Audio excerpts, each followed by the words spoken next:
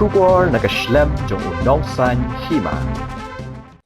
Ka Young Men's Christian Association Shillong, Hasngi Balang Kalapanong Yagajingrake Advanced Christmas, Habharat Scouts and Guides Hall.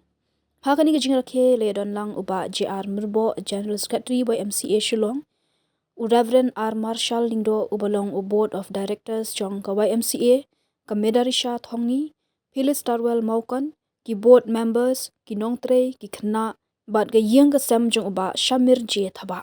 Reverend R. Marshall Lingdo ulai khabot Khrismas hakba ulapan kanmawi ka jingmut jong ka Khrismas bakamdei shaphang ki Jingpynitynnad ki Jingpyn thaba lani ka jingot cake Hynrei ka Khrismas ka dei ka sngi balakhai uji sukris bat ka dei ru ka Jingpyndap ya ka jingkular jong ublei shu ulapan kanmaw ru ba ka Khrismas ka dei ya baro banya sam ya ka khobor babha ka Jingkha ya ukhon ublei ubolong Nongpynim jong ka perthei uji sukris bat kentu ba dei ban ailat ya uji sukris ba unong updeng jong ka jingim lapan phu ban phiang ya jing rakhe de jing rwa jing shat Christmas nagi khna jong ka YMCA Computer Education Center kumju la sam khusnam bat ki sernot chaki khna berpendap ya ki kerdan pule DCA tali bat DEO.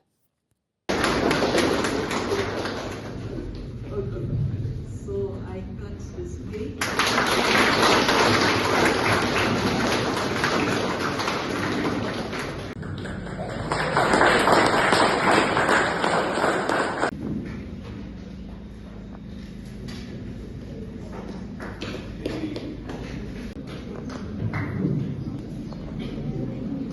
To own it, right? We have to accept it.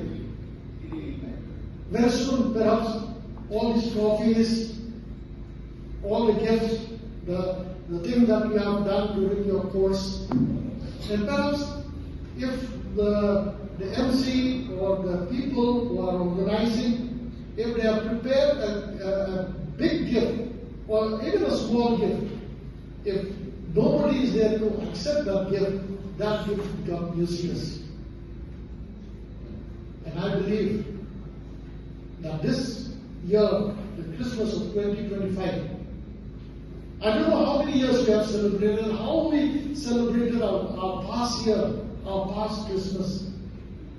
But this Christmas, let us make a resolution saying that, allowing Christ to be the center point of our celebration in everything.